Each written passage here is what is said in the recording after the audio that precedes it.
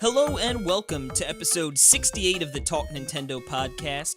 I'm one of your hosts, Casey Gibson, and joining me this fine evening, the one, the only, Mr. Perry Burkham. Well, it was like negative 15, you know, like it was hovering around there for like a week, but now all the snow is starting to defrost. Like it had to have been over freezing today, so it was. Everything is like melted, and so it's like coming home, everything is like muddy with like patches of snow. Ugh, kind of depressing. You know what? It's so funny how snow looks so good. I love like a fresh snow. There's nothing better. Oh yeah. And then give it like 3 days, and it is slush city, and it's gross. And I know that's why it just needs more like a constant supply of snow. It doesn't need to be like, you know, like impossible to drive. Just something to coat the nastiness with. Well, that's I went to school in Oneonta, which is upstate New York, and that was pretty much Oneonta's MO. It'd be like every day you'd get a little snow, like literally every day it would snow, but it would just be varying degrees. Like you said, it was always just like a fresh coat. Sounds like heaven. Yeah, it was great. But I was gonna say, what sucks is when you go into like the city or something, and then all that snow starts to melt, and then all the corner, every single corner is like a foot deep puddle of slush and crap. It's terrible. Yeah. But anyway, before we get off the weather, snow, it says like 7 to 9 inches. Oh wow. Well, I was going to say if it was above freezing and you were used to those negative degrees, it must feel like it's a summer's day balmy. out there for you. It's balmy. It's amazing. It's like, I walked outside. Oh, my skin doesn't hurt. You know, like that feeling. Mm-hmm. Normally, I don't wear a coat. Like I'll just grab a sweatshirt or something, a hat. Uh-huh. So today I was like, you know what? I don't want to be cold at all. So I grabbed my hat, my sweatshirt, grabbed a coat, and I got out there, and it was like 35 degrees, and it got to like 45 today. I was like, the one day I grab a coat. Yeah, it's summer outside. 45. See, Caitlin, I knew I didn't need a coat. What is this, Jamaica? I was gonna say I wish, but I enjoy the cold. I'm enjoying the cold. Yeah. Well, hello, listeners. I feel like we never welcome new listeners. And you might not know what the show is, but this is the Talk Nintendo podcast. We are a podcast over at Nintendo World Report where we will talk usually 100% Nintendo, and whenever we don't talk about Nintendo, there's usually someone yelling boo after the subject is brought up. But I can affirm today that it will be a 100% Nintendo talk. And yeah, right? I mean, we got the notes here, unless Casey springs something. No, I don't plan on springing something, but it made me think. Now, I know I've talked about some non-Nintendo games like Resident Evil, Overwatch. What else have I played? Persona. Have you talked about anything that's... I mean, of course you've talked about like a Super Mario Run that, you know, it's Nintendo but mobile at the same time, you know? Yeah. But have you actually talked about like any Xbox games? I don't even know. It's funny. It's funny because I was going to, when we did our first I Demand You, I was going to do... Because I had you do Arkham. And it's at that same time I bought the Return to Arkham for the Xbox One. And basically I was going to talk with you, but that episode was like almost 3 hours long. So I just decided not to talk about it then. And then I just never talked about it ever again. So I was planning to at one point, but no, I don't think I have. And I don't have time to play anything else. So we'll keep the non-talk, Nintendo talk limited to me. You're not allowed. Okay. New Talk Nintendo podcast rule. Until I break that rule. But that probably... Until you get a good one. It's just a rule that I don't think will ever need to be broken. So... Yeah, you know what? I'm finding it harder and harder to play all the Nintendo games I want to play. Exactly. So, like, of course, I would love... Let alone the stagnant stay-at-home on the TV games. Well, I was going to say, I'd love to get into some, like, Horizon Zero Dawn or something to that extent, but, like you said, there's just no time. I will play that game for, like, an hour, and that would be the end of it. Mm-hmm. But Just not worth it. yeah, speaking of playing Speaking video of games, playing a game for an hour and that being the end of it.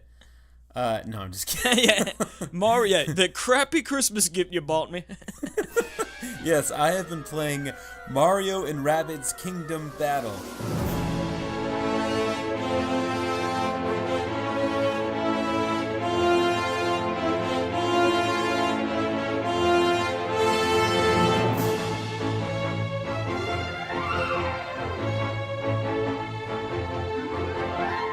Ooh-wee, I've been waiting.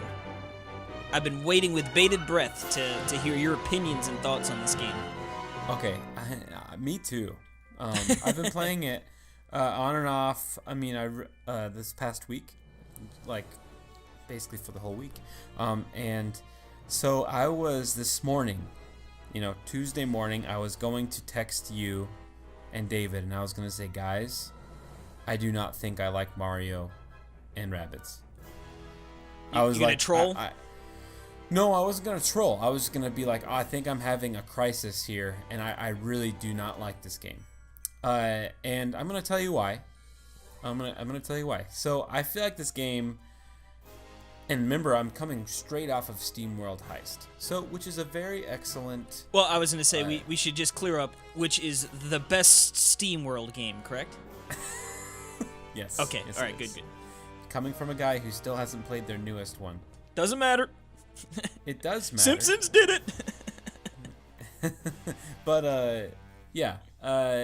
Coming from SteamWorld Heist, which is another tactical RPG type game, this is a 3D game, Mario and Rabbids, and it plays quite similar. I mean, the idea. Things I like about the game is so you have your turns. You have your different characters. There's the run, the run mechanic or the dash. That's what they call it. So it's your movement, right? And so you can move, and then while you're moving, you can hit people as you move, and then once you're stopped, like once you get to your your little square that you want to stop on, then you can shoot, and there's a bunch of like you can shoot your main weapon, and then you also have a sub weapon, and I really like that concept. It's really cool. And the other big cool thing is there's layers, so it's a very three-dimensional game. Whereas obviously Heist was strictly 2D, and that's why I think it's so tight and precise, is because it just works so well as a 2D game. This is a 3D game, so you're working. There's lots of just kind of brick blocks that you're hiding around, and you're shooting around the corner. So it's like let's say there's this big brick block, and there's an enemy on the other side of it. Well, I can go up and stand on behind it. That way they can't shoot me from where they're standing. But then if I want to shoot them, I can peek around the corner and shoot them.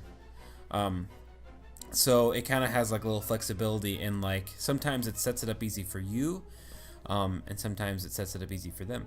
But I really like that idea. Now, what I don't like is like the inconsistent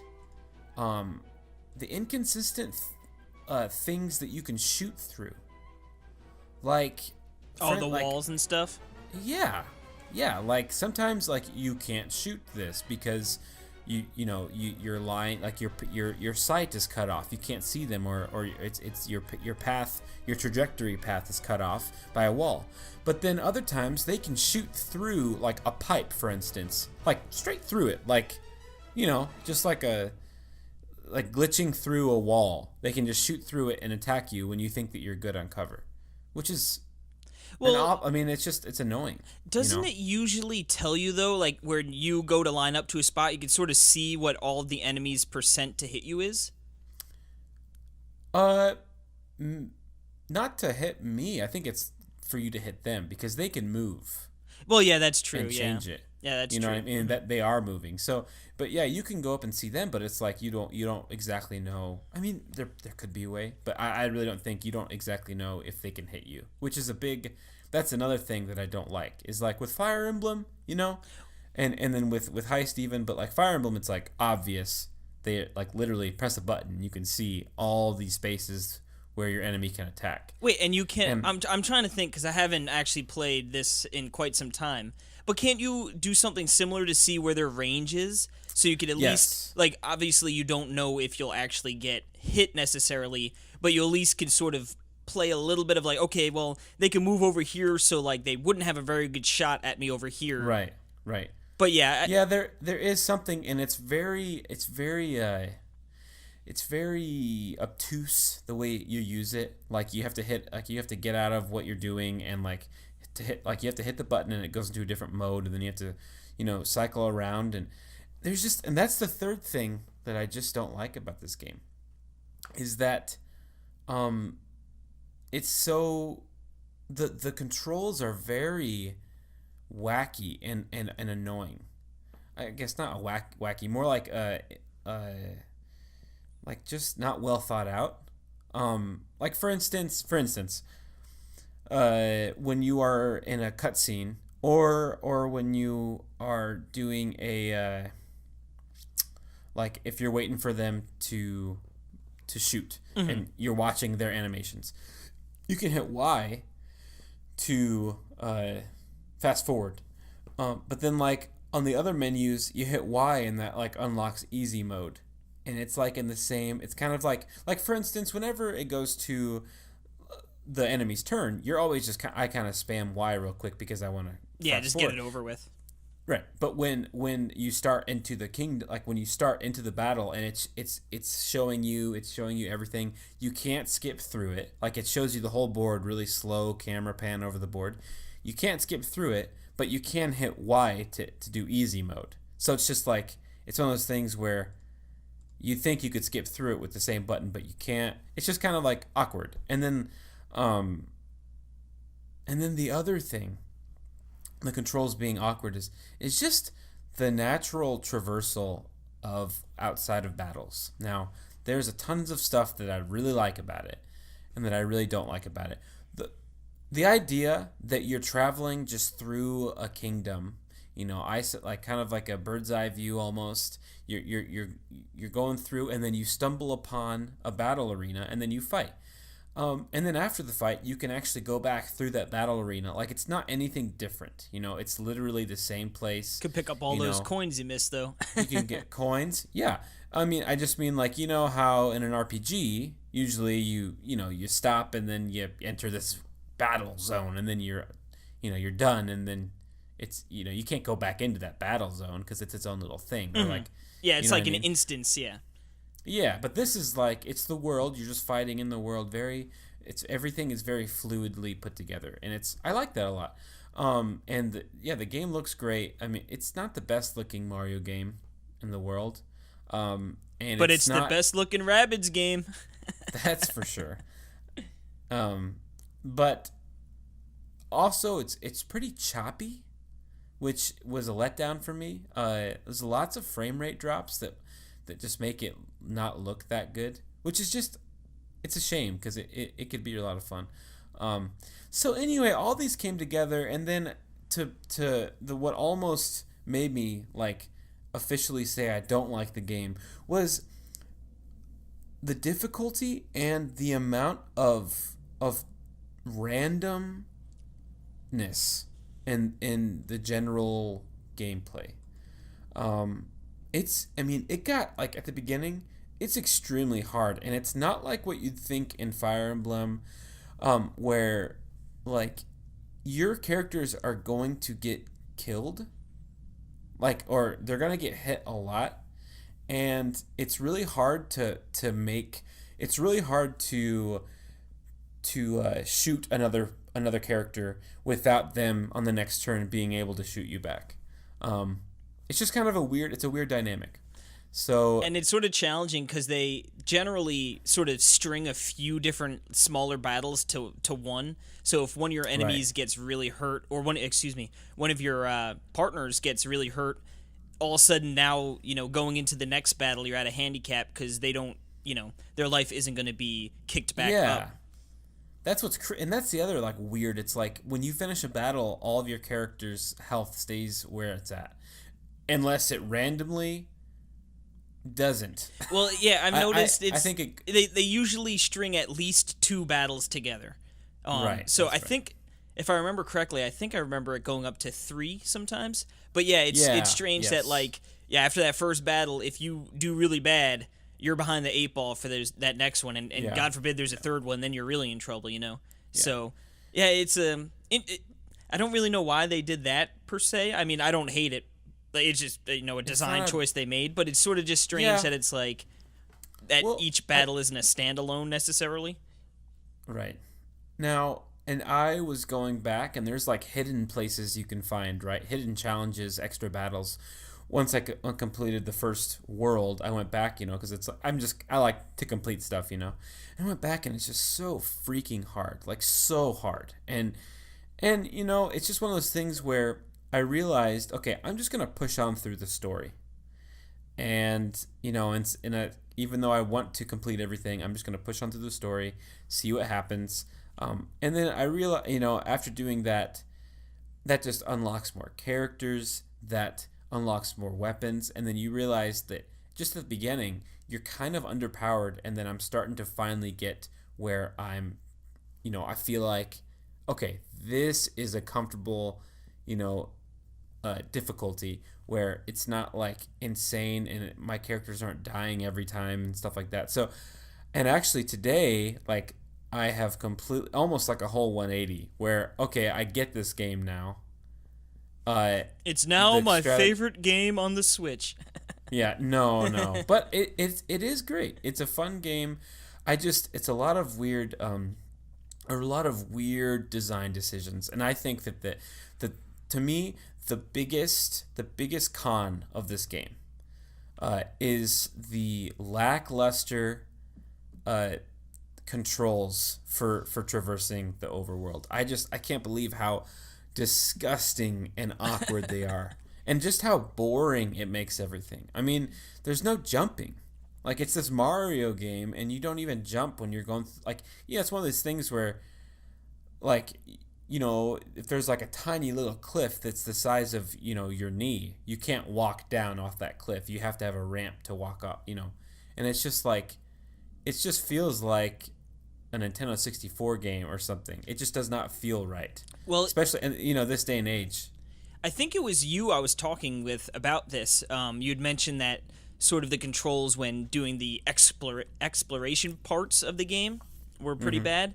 But like you said, I wonder if it had something to do with, Nintendo being like, not, because like obviously Mario always feels a certain way, you know what I mean, when you control. I wonder if it was sort of like we don't want to try and make Mario feel like Mario because we might not be able to do that perfectly. So they took that sort of caveat of like, all right, you're gonna follow around the little dustbuster thing. I forget his name. I don't know his name either. But I just realized, I think I remember even that the report on that being, you can have Mario, but he can't jump, or like he can't like leave the jumping to Nintendo or something. Like, you know what I mean? Like like use Mario in a different way. And I think that that's the stupidest thing they could have done.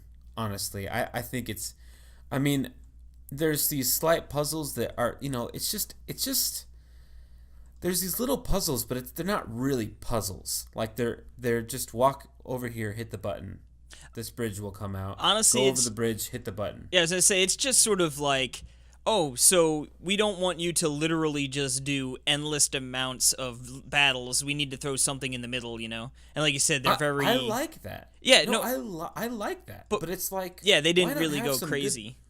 Why not have some at least okay controls? I mean, surely, he doesn't have to be jumping like crazy, but he should be able to jump like kind of like a Mario Party mini game or something, where he can walk around and you control Mario and you don't control this vacuum in front of them.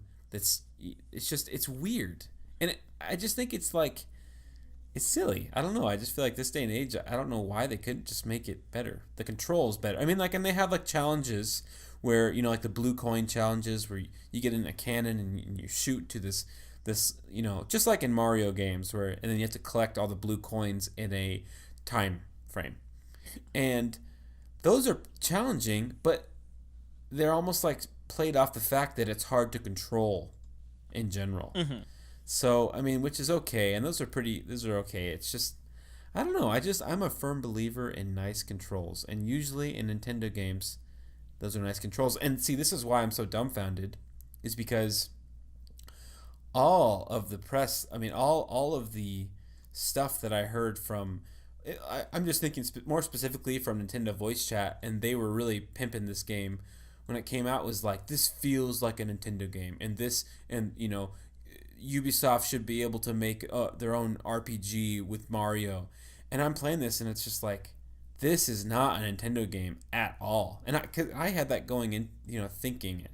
Now, of course, it's probably different for them because they were going in thinking this is a Ubisoft game, and then being surprised. Where I'm going in as, okay, I've heard this is really good and it plays like a Nintendo game, and then it's like, oh, no, this is not a Nintendo quality type game. But you know what? The Rabbids thing, it works. The characters and their different skills, they work. It's fun. I'm really enjoying it. Like I said, I do like the fluid going in and out of battles and stumbling upon an arena, and I really do like that. I think that's really fun and cool, and the environments look great. There's really funny dialogue with with your little vacuum, like just looking at the environment. I don't know if you remember those. But No, yeah. I just seeing like the I rabbits do weird things like off in the distance that you Yeah. don't not necessarily have to see, but like if you do catch it, yeah, they throw a little funny thing there for you. Yeah, like there was a part where I just got to a section where like you walk underneath like this big giant statue of a rabbit, like a huge thing, like you're walking under his legs, and the other side there's a huge waterfall coming out, and it just looks like he's peeing like from the side before, and it's just like, oh my goodness. Well, I was going to ask you, how did you like the skill trees, like messing around with those and unlocking and sort of personalizing the different characters? I think they do it in a good way, because when you unlock new characters, it's like, well, I don't want to start a whole new character because, like, like all my others are leveled up, and I don't. But actually, you still get all. So the way you unlock it is you earn orbs, skill orbs, or whatever they're called, after each battle or after like each section of the chapter, and you can spend those, and everyone gets these points to spend, and then you can use them on different ways in different branches on each character, and you get them all when you unlock new characters too. And I really like that. I mean, I think that it's a little confusing to exactly like what these things are. Like, I think it's just kind of a weird kind of system to begin with, like just understanding like the vocabulary and stuff about it. But yeah, I do like the skill trees. I like unlocking things, and that really helped me, get over the hump for the game and be like, oh, okay, like this isn't ridiculous. It's not. I mean, yes, like when I was talking about how like it feels really cheap, like whereas in SteamWorld Heist there is nothing ever feels unfair ever. Like everything always is exactly how you'd want it, like, and it's difficult still, but they never do anything cheap.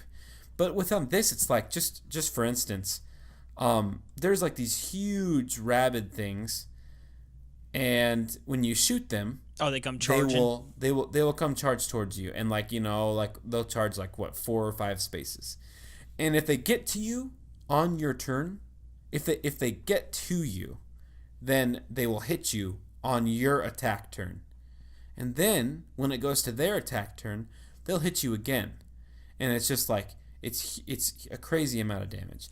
Now, that idea is okay. Like you just got to stay away from them, right? But the thing is, someone has like either you or someone else has this weapon that can burn, and that's the special, and it makes them run all over the place and then end up at a random spot, basically. Well, then they'll do that, and then they'll end up right next to someone that you weren't expecting, and then they'll get killed the next turn because they just got moved from where you were planning. It's like, for instance, let's say I jump over the guy and I shoot him, and I want him to follow me, and then I jump over with a different character. I jump over and shoot him again so that he zigzags back to get away, so he never really gets close to anyone.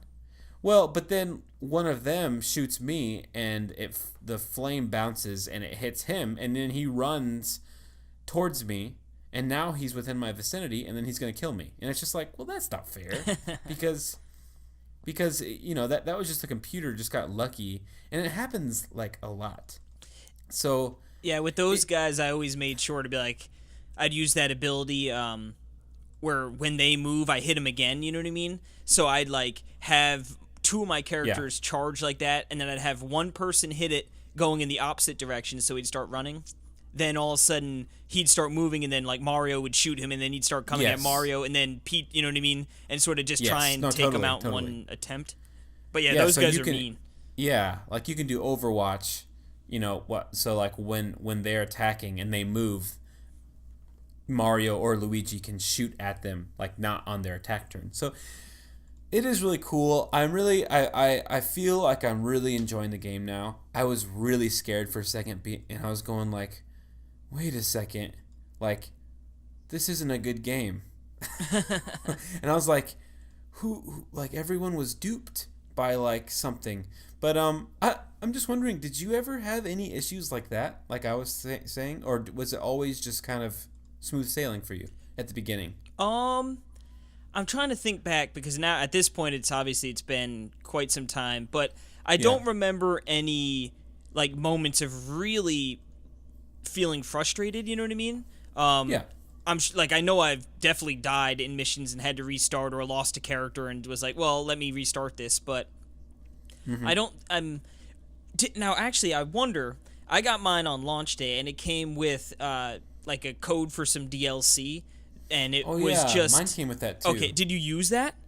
No, I didn't. See, that might have been your problem, because what I did, I ended up using those, and what it is they just give you, it's like pixelated guns, and they're stronger than the base gun you get. And pretty much I used that, like, I think there was like 2 or maybe 3 guns before that, like, that I unlocked, and they just weren't as good as that gun. So that sort of coasted me through the first couple missions. Well, that would be it. So, and that's then definitely the difference. Yeah, so maybe that was exactly what was up. Yeah, I think that's exactly it. Because I didn't use those, and which is so funny because you had them too. Did you just forget about them, or did you? I forgot. Yeah, but I'll grab. But anyway, basically where I'm at now is I really like the game, and I was really worried, and it's a good game. It's really weird, and it's pretty funny. Like, there's just, like, okay, one last thing before we switch over to your game is like, so there's kind of spoilers for a Rabbids game. Who am I? Where am I in this world? There's a part where you're taking back a frozen character. And you have to take you go into the map, and then you find him, and you have to take him back and battle your way back through to the beginning. And anyway, you get to the end, and like you put him into this big like tic-tac-toe, grid, like he's the last missing ice block that you put into this grid, and then that makes the wall open. Mm-hmm. If that makes any sense to you. So it's a character that's inside of an ice block. And anyway, so then you face a battle, and then you look back, and like his tongue had like melted a hole through it, like through to the outside of it, and he was like grasping at the air, like, and only his tongue was making his whole ice block move to get out of it, of the grid.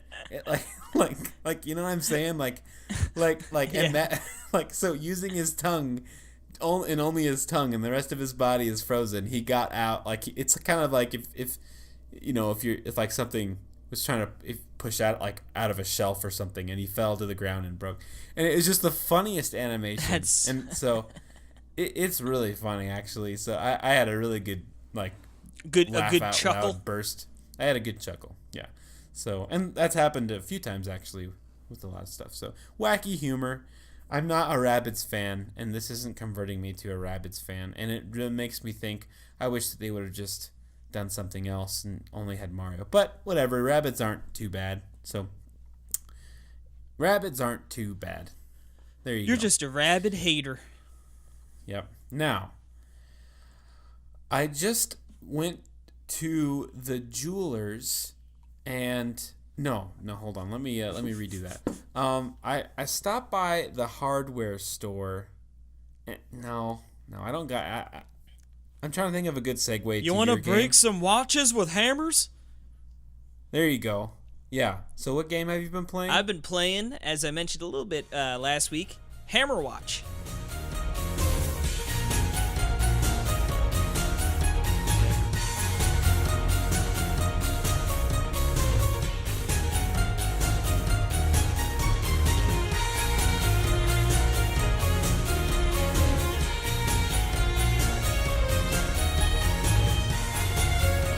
Roasted toasted.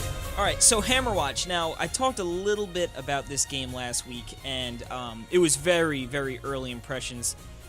So yeah, like you were not decided on it at all. yeah, I was especially because there are 2 campaigns in this game, and I was thinking like I thought I was somewhat close to the end of the first campaign, so it was always like I'm like okay, like that's sort of short. There's only 2 of them.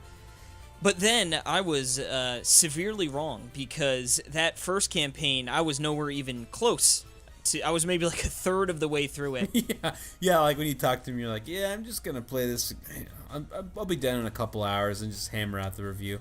Yeah, I was wrong because it took a couple hours to just beat that first one, and then I was like, well, now I got to dive into campaign 2 before obviously writing any review. So. Essentially, as I mentioned, I believe I mentioned last week about the game, it's a dungeon crawling hack and slash game. You start it up, there's 7 different character types you can pick from. You've got like your paladin, ranger, which is, pretty much an archer, a sorceress, wizard, priest. Like, they have a couple different classes, and essentially the 2 big differences are between melee and ranged, and then within those classes, they're different. It's worth checking out different characters for the different abilities, but more or less like range sort of play pretty similar. And melee play pretty similar.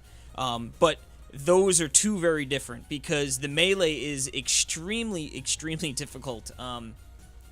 Obviously, when you've got ranged, it's nice because obviously you can keep a relatively safe distance. And how this game works is you're going through these dungeons, and there's the whole floor, so you sort of working your way through the floor to get keys to unlock doors and stuff. So there'd be times where like, oh, that's a tough enemy. Most of the enemies die relatively quickly, but then they throw those, the elite enemies at you. And with ranged, I would pretty much just keep firing at it and just keep backing up and try and keep my distance, and then like I would retreat as far through the level as I can until he died so I wouldn't get hit, Where obviously melee is a little different because you need to be up close and personal, so you're taking more damage. Obviously melee classes can take more damage than the ranged classes, but still it's difficult, it's definitely way more difficult playing melee, at least in a solo environment, which is how I was playing it. Right. So, and this is a heavily multiplayer game, right? Yeah, I mean, I thoroughly in theory. Yeah, I thoroughly enjoyed my time going through them solo, but it would definitely have been more fun with some extra players. Now, there is local co-op, which obviously is very nice. And there is online, but it's not available yet. Like, you actually, when you fire open the game, the online option's there. You can click on it, and then it just sort of gives you like a, hey, this is going to be coming in a free update down the road kind of thing. Which is a little unfortunate because this, honestly, I could see this being a game where, like, you, me, Jill, whoever, David, and whoever jumps in, I could see that being, like, a really fun game to play together. And I would suspect that would make Melee much more viable option because then... Well, for sure. Yeah, now you have backup obviously not only damage-wise, but say, you have a priest who can help heal people. So it would definitely Yeah. be better suited for multiplayer if you can. Like I said, that update for online's going to come. I don't know when. It's like with some of these indies, they say things are coming, and I believe them, obviously, but you just don't know how long it's actually going to take. It's like the Goner leaderboards still haven't come.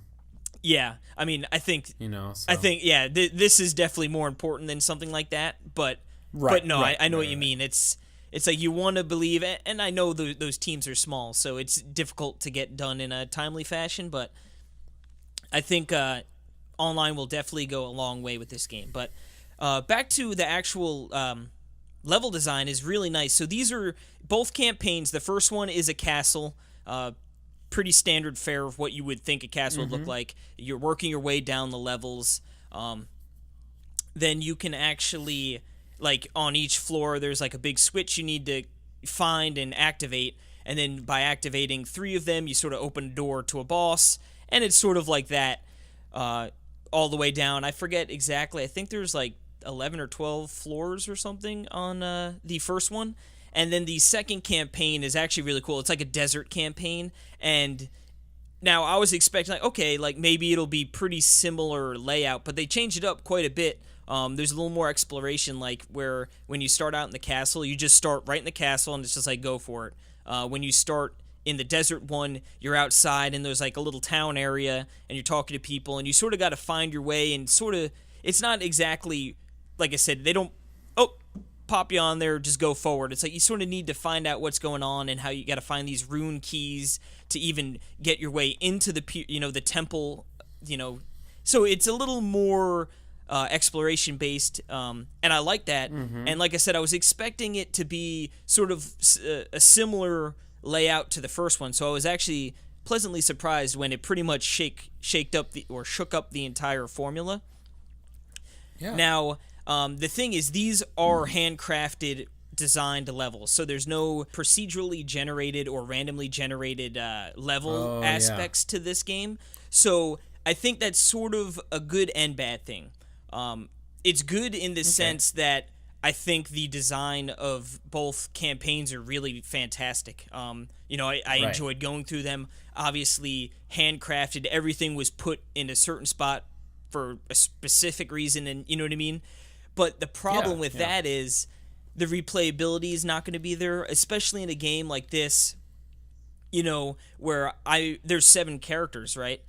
I want to play with these characters, but when I go through the first campaign, it's the same thing. it's like, well, let me change up the character, and then it's like, oh, well, I sort of have an idea of where to go and what to expect, and so that sort of takes a little bit of that away. That's why I think when the online comes, it'll be fun to jump back in with multiple people, and it'll, help to alleviate any, like, repetitiveness, because at least now you have other people involved. But yeah, there's a couple other modes, like a survival mode, where it's like you just go as far as you can, you know what I mean? Like, just go as deep as you can, floor after floor, just getting progressively harder. And then there's a tower defense mode almost, where it's like they come running, like the enemies go on like a path, and if they get to the end, it takes off a health meter, and once you hit 0, your civilization's gone, and you gotta try and take out all the enemies before it gets there. So that's pretty cool. But yeah, the main focus is definitely on the 2 campaigns. What's really cool is the upgrade system. So you collect coins and money from defeating enemies, and essentially you can upgrade like your damage output. 5% more damage. Those are fine. Obviously they're important. As you get further into the game, the enemies become more difficult, have more life, so being able to output more damage is pretty crucial. But what I thought was the coolest was the combo system. So you unlock the first combo, which is essentially like get 10 kills in a short period of time, like chain them together, and then you'll get increased haste and firepower. Like you'll shoot, your haste will be to your movement and your attack speed. So that's obviously very important. But you can continue to upgrade from there to the point where when that combo's active, now all of a sudden you have 4 projectiles going out in all directions. You know what I mean? So now you're shooting faster, Right. you're moving faster, and you have extra projectiles coming out. And you can continue to do that up to like 16 of these things shooting out of you. You know what I mean? So now all of a sudden it's like you're doing crazy damage. You can add, when that's active, your health regenerates a certain amount per turn, your mana. So that's really when it becomes like, wow, I can become like a wrecking crew. You know what I mean? A one-man wrecking crew. And I can only imagine when you have 4 people playing, like the crazy amount of damage and things going on, you know? But Right. so that was definitely my favorite as far as the upgrades went. I'm trying to think what else I wanted to touch on. I guess the enemy design and how the game looks. It looks really great. It's pixel art, but it's the nice pixel art where they didn't skimp, like the environments are detailed with the pixels. The Yeah. music is really nice to help set the mood, except. And it just boggles my mind. It's like some of the worst looping I've ever heard. Like, it gets to the end of this song, and like you'd think they would just sort of transition it back into itself. You know what I mean? So it was Is just it pretty abrupt? Oh yeah, it's pretty abrupt for sure. So it's like, whoa, okay, and It's like that old cell phone ringtone, like back on the flip phones. Dun dun dun dun dun. Dun, dun, dun, dun, dun, dun, dun, dun, dun, dun, dun, dun. but like worse than that. But I mean, man. which is a shame because, like I said, the music really helps to sort of, especially you're in a creepy old castle and you got these like ominous, melodies to go along with it, and it's nice. But yeah. I mean, eventually you sort of get used to it, so it's like, oh, whatever. It doesn't take you out of it. It kind of takes anymore. you out of it when the opera singer behind it, he's going, oh, and then it ends, oh, and then he goes, oh. You just hear his big breath. That would almost be better. Like as it, like yeah. Yeah. At least that would make sense. The guy got tired, Yeah, yeah. I guess a few more things. I did have a few instances where the game crashed on me. I think it was just twice, which is unfortunate, but luckily it was around a time where I had just saved. Pretty much they had these just little tiles, checkpoint tiles you could step on to save it. And I think it might have saved every time you went up and down the stairs, you know what I mean? So, like I said, So not a big it didn't deal, ultimately hurt me because like both times I was like, I had just saved, but I could see that being a real pain in the neck, especially if you're playing with Right. friends or something. Oh man, yeah. So that's something to be I mean, if wary it's of. having trouble with that without online, Yeah, I mean, hopefully. yeah, like I said, maybe it was just they're having twice, troubles. so hopefully it was just like some weird little thing, but definitely something people should take note of if they are going to look into this game. Okay, well, I mean, you wrote the review for NWR Sure did. at NintendoWorldReport.com. So, yeah, you can check it out there. It's your first review of 2018. Yes, sir. Got that one. Got Congratulations. that one off the old docket there. Thank you. Yep. And I'm working on mine first review for Inner Space, which is releasing next week, and I will be talking about that game next week. But right now, let's take a break, and when we come back, it's time for the eShop Roundup.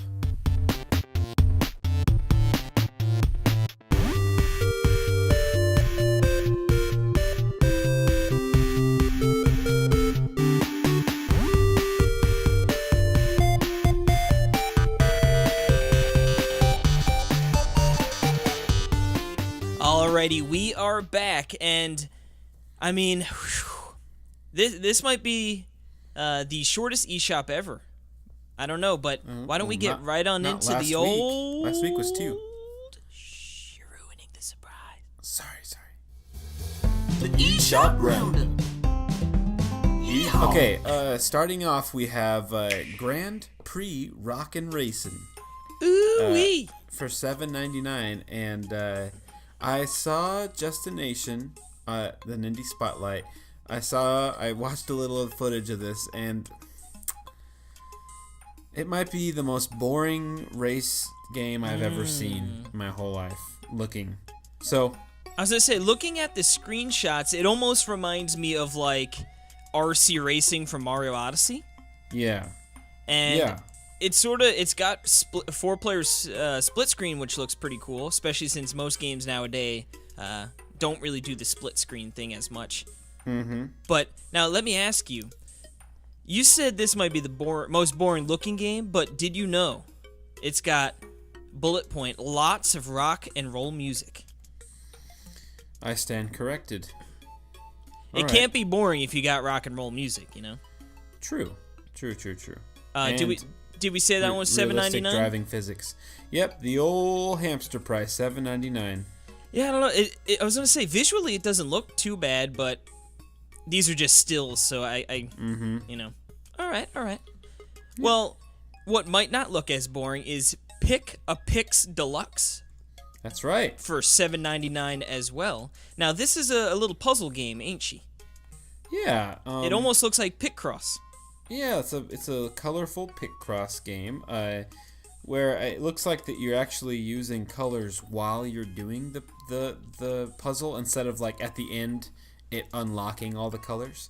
That's sort of otherwise interesting. It looks exactly like Picross. Looking at the screenshots, I don't I know. feel like that might add a nice little additional wrinkle of difficulty with having to decipher, you know. Although I guess it sort of shows you on the top with the Picross numbers that, you know, what's in what color. But no, it looks pretty cool. And it looks like it's got some DLC you could purchase for $3.99 as well. Oh, you're right. So I was gonna say it also has a demo you can download for free. boom, touchscreen. Now, You've got that- 300 puzzles. Pretty good Yeah, stuff. that DLC is another 150 color puzzles in various sizes, and these were the puzzles previously included in Pick-a-Pix Color on 3DS and Wii U. So I knew we had talked about this game before. This has been on the eShop roundup before. I mean, it makes sense. People love Picross, so Yeah. I mean, just give them more puzzles. $7.99 seems like a pretty fair price if that's your kind of game. And then, you know, for just a couple bucks more, you can add almost, I guess it'd be, you know, 50% more content on top of what you already got. So Makes cool. sense. Good stuff. Good stuff. Now, moving on, we have Stick Bold, a dodgeball adventure deluxe. Woo. Yeah, That's a mouthful of a name right there. Dodgeball adventure, where it looks like there's also a panel of characters around a wheel of fortune, Yep, I'm looking. and I like the this is roundabout very personally. Interesting looking game, very colorful, blocky, funny. Kind of reminds me of the Find.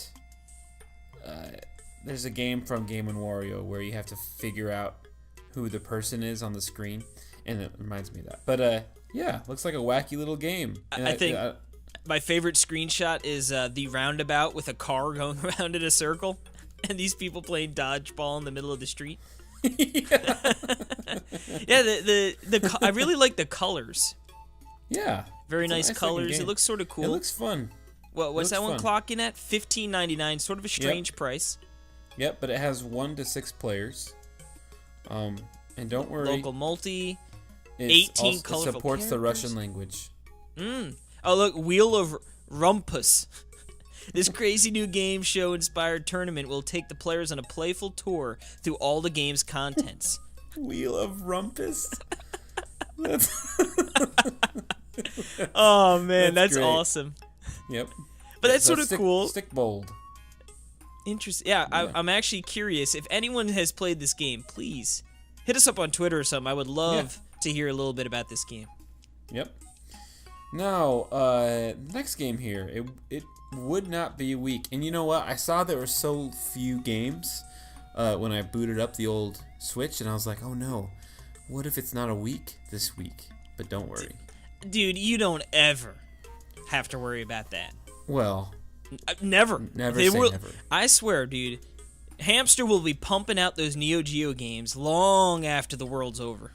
They're gonna just keep on going, okay. and it's gonna Well, be fighting games, sports games, or brawlers. Yeah. Now, funny thing about this game, now this is King of the Monsters, of course, for the hamster price of $7.99. This game, I think this is the game that I played with my friend when we were little at his house, but on Super Nintendo.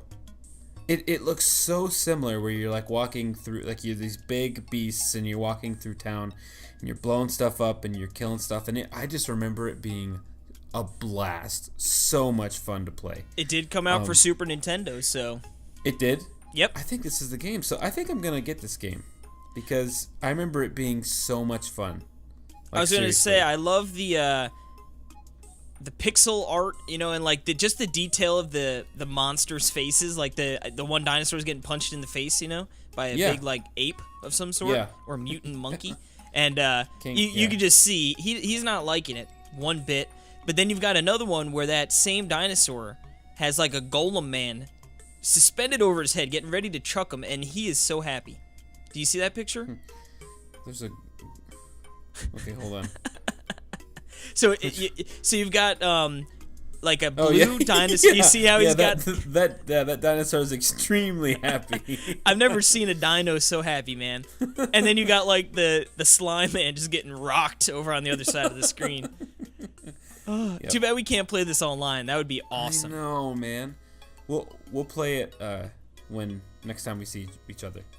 Yeah. Oh, yes. Probably at PAX for sure. Yeah. Giddy up. Now, to round out the eShop Roundup, now, what's that, 5 games? And this one's not even really a new game per se, but nope. We've got NBA Playgrounds, the Enhanced Edition. Now, as many of us know, when the NBA Playground sort of dropped earlier this year, it was sort of a mess. Mm-hmm. Like, it didn't have online, right, for the Switch, and it was just, like, terrible. Right, and then it came out too. The online came also like a couple months ago, I believe. But and it was still sloppy jalopy, I think. Yeah, so I don't really exactly know. I would love a good explanation of what this is. Do you know anything about this? Not necessarily. I think I mean, it has 2 DLC packs to download as well. If one of them is called Unlock Roster for $9.99, and the other one is called Hot and Frosty for $9.99. All right, so it looks like the Enhanced Edition contains all of the free post-launch content that is already available for the other consoles. That includes more than 100 new players, such as NBA retired greats like Tim Duncan. Let's see, Saber's also brought NBA Playgrounds 2 paid add-ons. Tim Duncan, a basketball player? Yeah, he's a really good player. That's like an ice cream man named Cone. Oh, Duncan? And he was like, I'm looking, I think he was like almost 6'11", so he's a big boy. He's like a unbelievable player. I think he just retired, actually, not too long ago. But, yeah, it looks like like you said, the paid DLCs are there as well. And the $9.99 launch the game's entire roster is both current and all that jazz. So if you already own NBA Playgrounds, you can download the Enhanced Edition for free.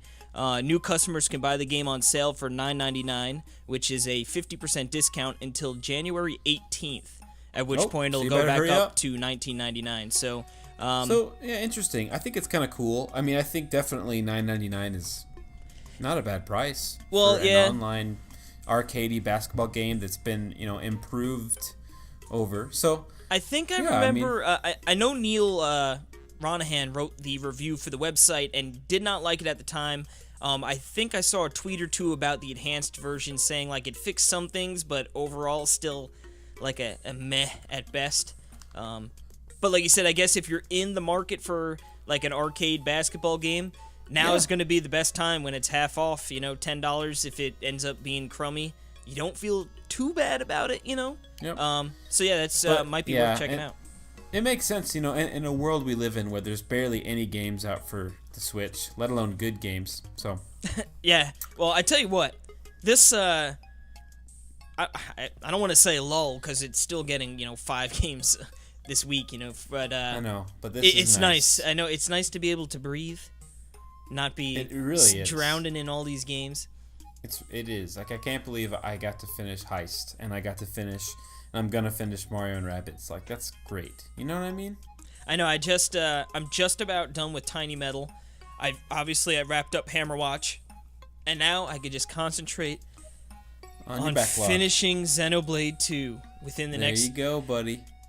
I feel like once I finish up the Nindy Report, which is a little YouTube video I do for Nintendo World Report, highlighting a couple of Nindies from the previous month. Once I finish that, I'm just gonna go into Xenoblade 2 mode until it's done. Nice. Done, and then it might be Enter the Gungeon time. But yeah, that's neither here nor there.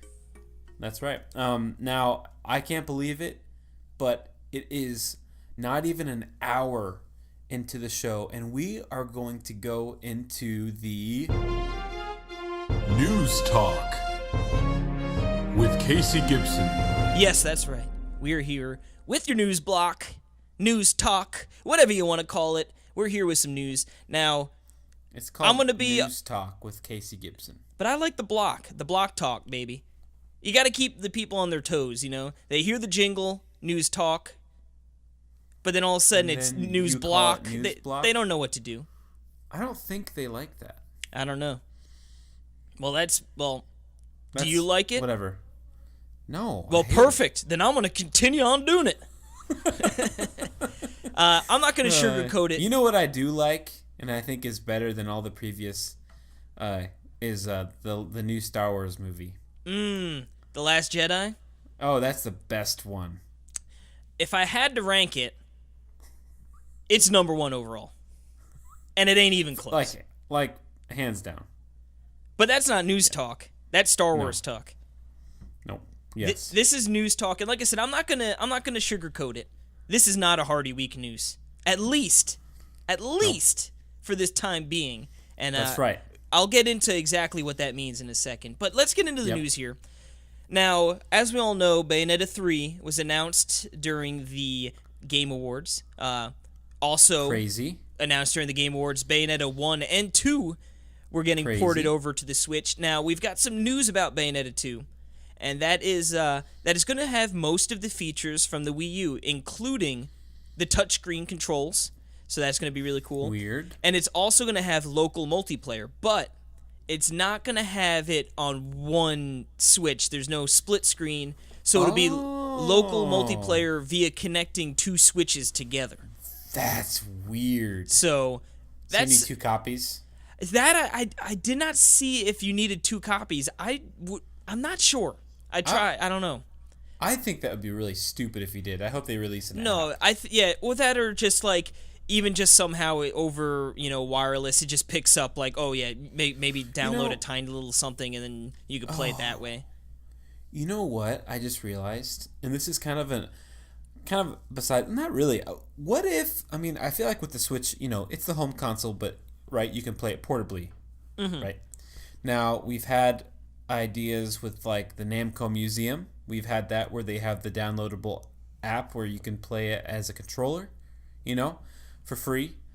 You know what I'm talking about? You can play 2-player without having 2 copies. They've had Mario Party on 3DS. They have those downloadable demos you can do. That you can play like the full game with other people. And it's kind of it's something that on Switch, right? It only has like that Namco. But what if they had like a designated just download play app? Download play app. Where in that app, like for instance, when you're on the eShop, you can download the download play from the specific game you want right into that app.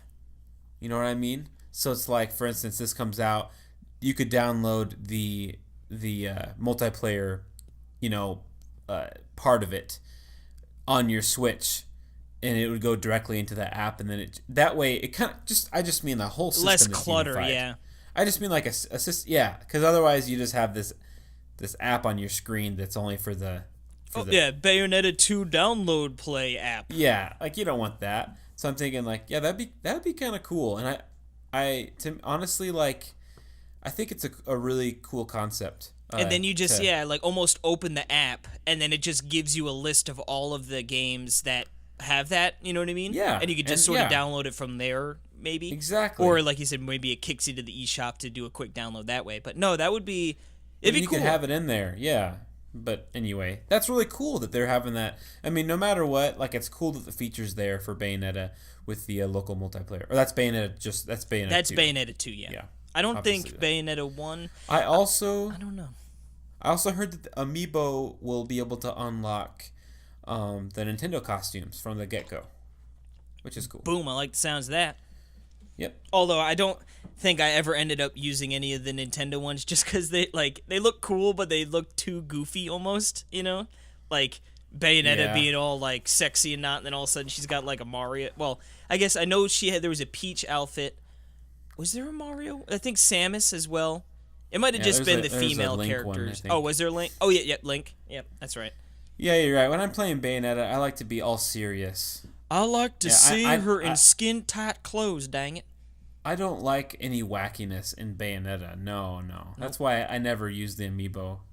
You know what? Nintendo call me a purist, I guess, I'll call you a pervert. So now this next bit of news, I know people have been waiting for it, so I'm going to let you unreel the good news for the people. Everyone can finally relax. I'm relaxed, man. Yeah. Well, not yet. You need to get the pre-order. That's true.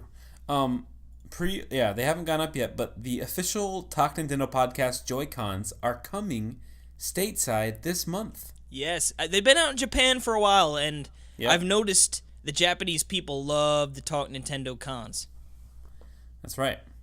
Now, it's funny because we didn't even realize this when these came out.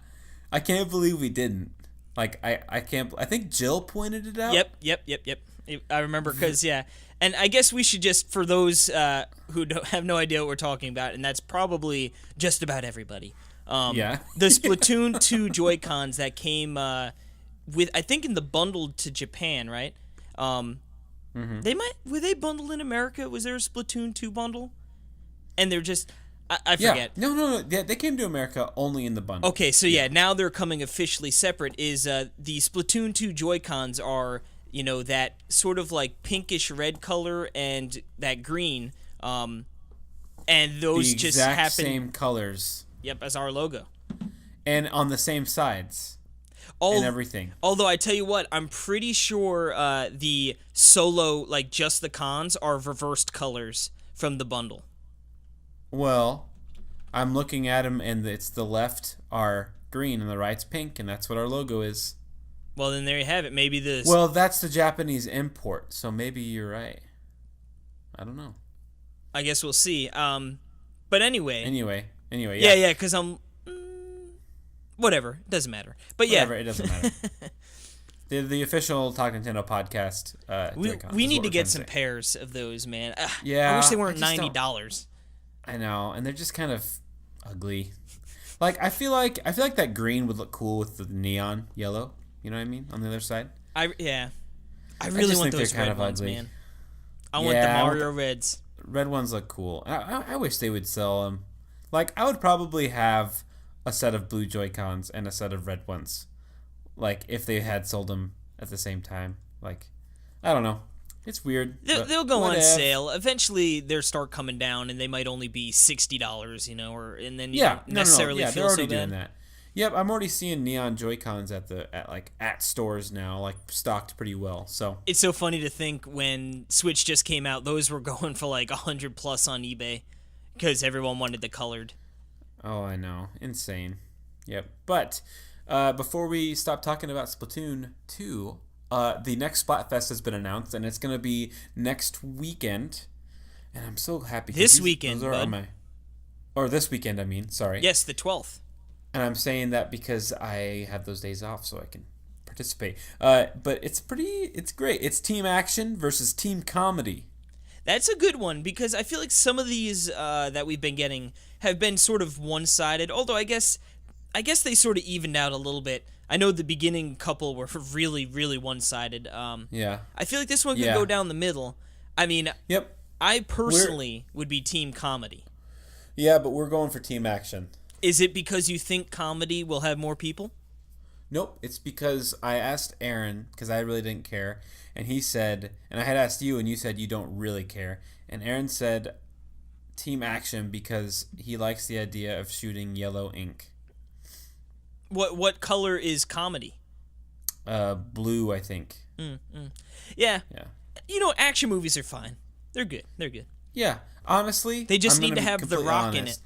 Action movies have been way, way better in the last 10 years than comedy has. Comedy is almost dead. Comedy's awful, but I tell you what's a good old comedy. a really good movie. Jumanji, the new Jumanji, man. Have you seen it? Nope, you just told me. Oh, I was not excited to see that movie at all. And normally, like, I'm the biggest rock Caitlin fan. dragged you to a movie. I'm the biggest rock fan there is now. But her brother was visiting, and they were talking about wanting to go see Jumanji. He'd already seen it, and he said it was really good. So I'm like, you know what? Of course, like, it's You got saw the. it again? He did, yeah. Wow. Honestly, dude, I would see it again. It was That's it. hilarious. Let's dude. go. It was I'll be hilarious. over there in a couple hours. Alrighty, we'll Good. go. I'll You call know, in sick tomorrow. It looked funny. Oh, dude, it really did. It looked funny. It's hilarious. It's got some good action stuff. Dude, Jack Black is so funny in this movie. That's good. He is so because he plays I a think girl. the last time Jack Black was really funny was in School of Rock. Never. I'm just kidding. No, he was awesome in School of Rock. I love that movie. I haven't seen that movie in a long time, but no, he Yeah. plays like. Do you A know the girl? premise for Jumanji, real quick? Yeah, but they're they get, sucked like- into a video game, right? Yeah, so they each are like their avatars they picked. So Jack Black's like obviously Jack Black is one of the characters, but it's a female. You know what I mean? Like it's a Right, like right. a high school girl Right. who's like obsessed so with she's like stuck herself. in his body. Yeah, so it's Yeah. pretty comical. Oh, okay. Yeah, That she's sounds like great. Instagram selfies, like you know what I mean, kind of girl, Yeah. and then all of a sudden she's like a big fat Jack Black. Rabid Peach, if you will. Yeah, exactly. But let's move on away from movie talk here. I know we relatively short show, so we could throw those kind of things in there. Yep. Now we've got some really encouraging news. Now, within 10 months, Nintendo Switch has become the fastest-selling video game system of all time in the United States. Unbelievable. That is insane. Like, remember, like everyone.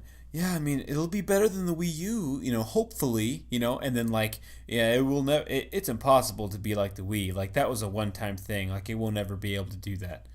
I remember people saying that, And which, then Nintendo's like, I thought the same thing. hold my beer. Yeah.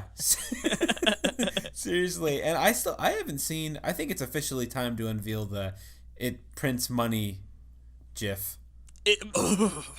It's a gift, dang it, Bobby. It's not a GIF. Get off this podcast. You're exactly like the people who say Mario when Mario says Mario. You're just like those people. Except no GIF has ever said GIF because there's no volume in a GIF. The guy that created the GIF said it's pronounced GIF. That guy did not create Jack Diddley, and I don't believe him. But anyway, but it's not even spelled. It's not even spelled GIF. If it was GIF, it would be GIFF. No, that'd be Yes. GIF. No. Speaking of which, according to Famitsu, the Switch has surpassed Wii U's lifetime sales in 2017. Unbelievable. Woo! There we go. Honestly, like that's amazing. It's And, I just yeah. now fast or rewind, I should say. Rewind 1 year ago, right? We don't really even know what the Switch. I mean, we know what the Switch is now, but we don't really know much. If you had told us one year from that point, you go, the Switch will have outsold the Wii U's lifetime sales in 10 months, or whatever it is in 2017. Yeah, not even 10 months. Then also that within the first 10 months, Switch is the fastest selling video game console in the United States of all time, and all these indie games and all this, no one would have believed you. Nobody.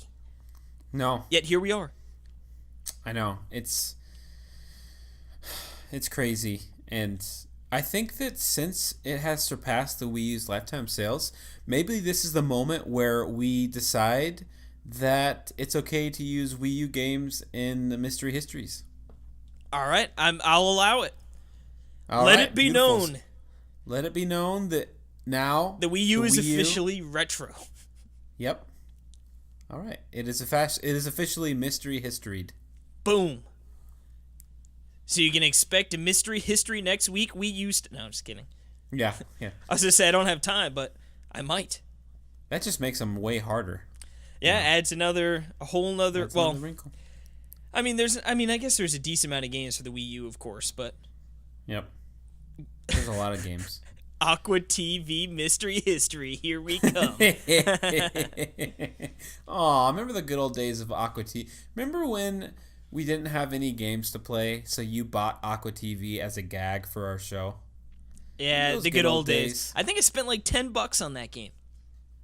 I wish I bought Enter the Gungeon instead. No, I think it was $5. I think it was $4.99. Oh yeah, maybe it was $4.99, I and think it was each DLC, which is really just a third of the content of the game, is $4.99 each.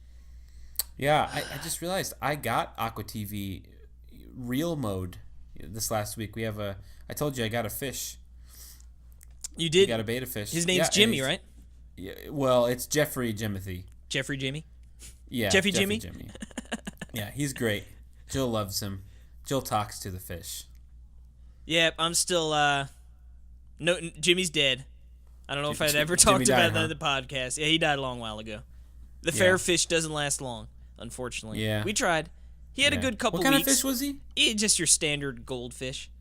Oh, goldfish. Fair yeah. goldfish. Okay. Yeah. I like goldfish. I do They're too. dumb, though. Jimmy's usually pretty dumb, but it is what it is. They're dumb, but they're authentic, I'm just waiting to get my pug next year at some point. Yeah, man. See that Super Pug DX? Oh, yeah, I was laughing, dude. I showed Caitlin that. Yeah, I demand to review that game. Yeah, I will. Because Nope. I am. demand for me to review. I have the pug. Says you. Your parents have a pug. No, it's my pug. I just got married and moved away. It's still my pug. So therefore you abandoned him. I did not abandon her. You're a monster. I'm not a monster. Anyway, that's going to do it for our show today. Well, yeah, I was going to say, I guess we can talk a little bit about what we've got hopefully lined up for you next. Yeah. Of course, there have been rumors about a January Direct for quite some time now, and a lot of the rumors pointed to it being on Thursday, January 11th, which is the day we usually post. We're recording this on Tuesday like we normally do, so we're planning on doing a direct coverage for our topic of the show. They have not announced the direct yet. Oh, they still haven't announced it. They haven't yet, annoying. and I feel like I almost feel like Nintendo's doing like they see that everyone's foaming at the bit for that announcement, and I feel like they're just trolling, and they're gonna drop it tomorrow at some point. They're like, hey, tomorrow direct, but if maybe there's just gonna be no announcement and they're just gonna do it. Yeah, hey guys, 5 minutes directs. Yeah. Nope, not even that. So I guess now here's a question: do we want to just say we're gonna take a break and hopefully we come back to the direct, or do we want to close out the show now and you could just edit that puppy out if there is no direct? Let's just say, I don't know. I really don't know. Let's just live in the mystery. This might be the end of the episode, and it might be the segue into the next segment. And if it is, we'll end the episode there. But since we don't know, we're going to end the episode now. So you get 2 ends in 1 episode. Alrighty. Maybe, unless it's just 1 end.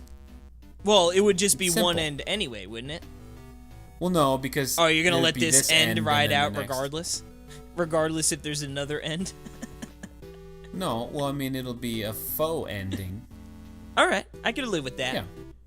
Or, it's weird. It's like right now, this is either a faux ending or a real ending.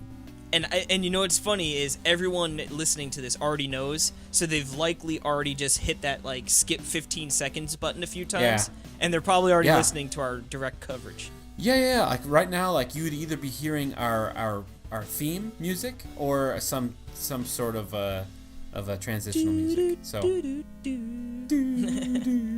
yeah. Alrighty, so I guess we'll we're closing it out. That's what we've decided.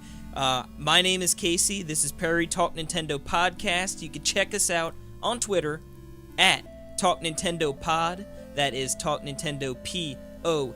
You can catch all of our coverage of the Direct, obviously, hopefully coming up soon. But if not, you can jump over to NintendoWorldReport.com. You can check out our reviews and all that Nintendo goodness that you could ever hope for. And Yeehaw, exactly. And until then, we'll see you next week. Giddy up. Unless Or it's not we'll next see you week. in 30 seconds.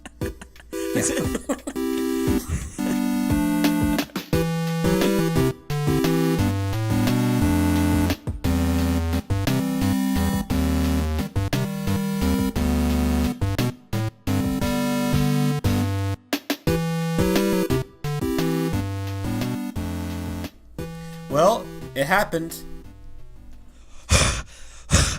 Oh, God, I was holding my breath. That was a bad decision, Perry.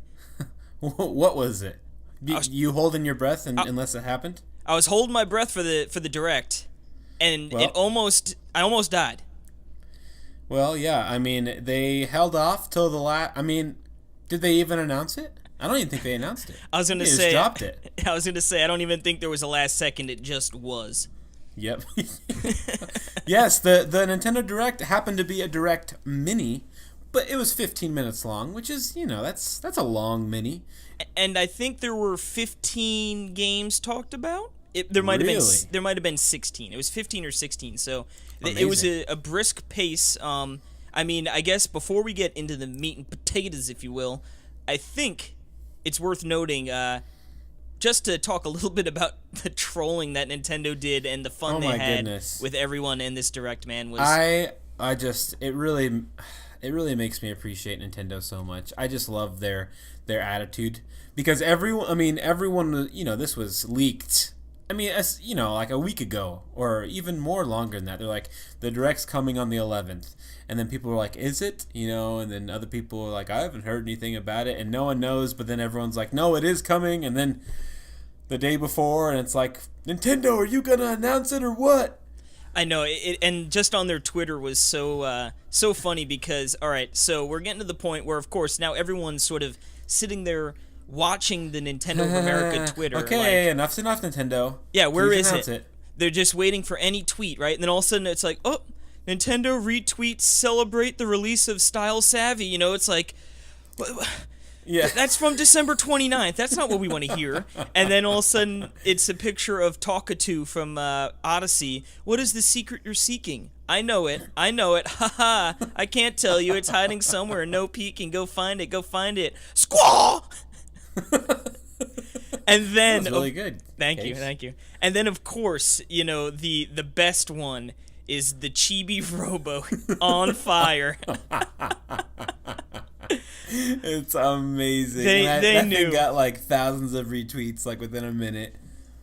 Fantastic. Oh God, that one was my at that point, because all the other ones I'm like, okay, it's like, sure, they're hinting at it a little bit, having some fun, but the Chibi Robo one, that to me was the like, okay, it's happening, and they're just completely messing with everyone now.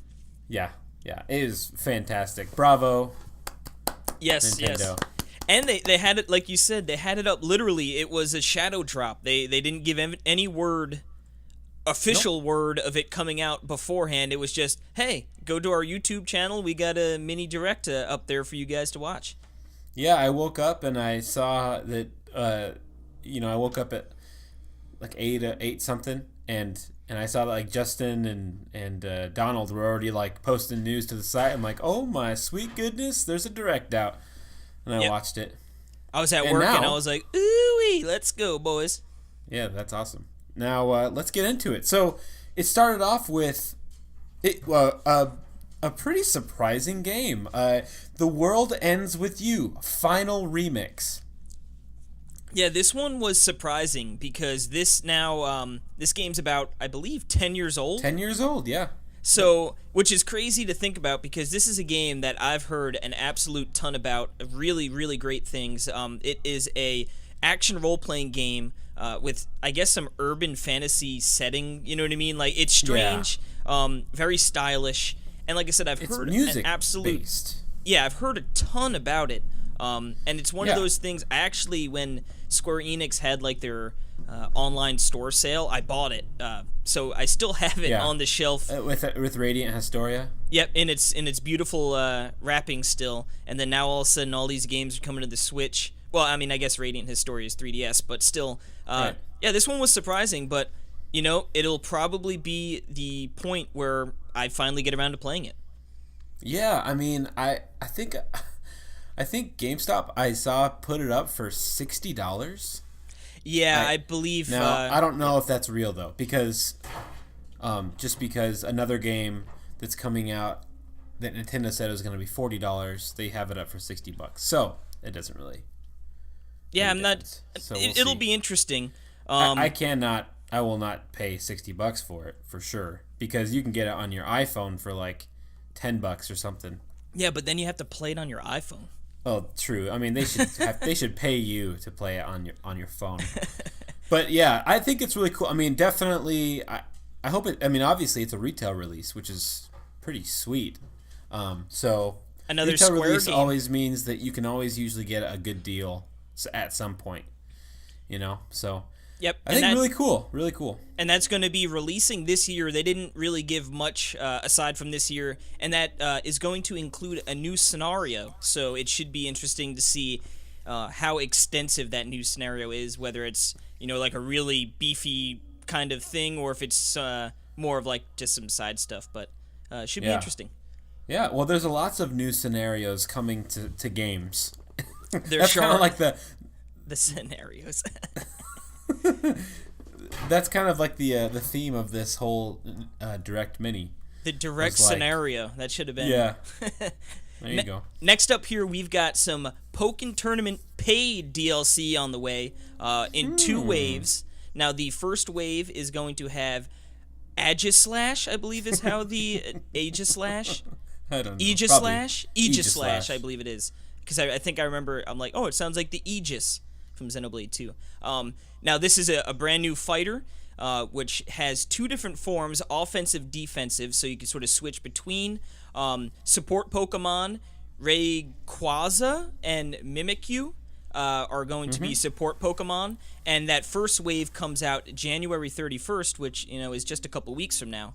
Now, there's also wave 2, and what do we got with that one, Perry? My favorite Pokemon of all time. Blastoise, baby. Ooh-wee! Did you know that's my favorite Pokemon? I did not. Yep. That's a good Pokemon. Ever since I was little, man. Oh, heck yeah. And now it's kind of tied. I mean, it is my favorite, but the second runner-up is Oddish. I love me some Oddish. You know who my favorite Pokemon is? Can you take a gander?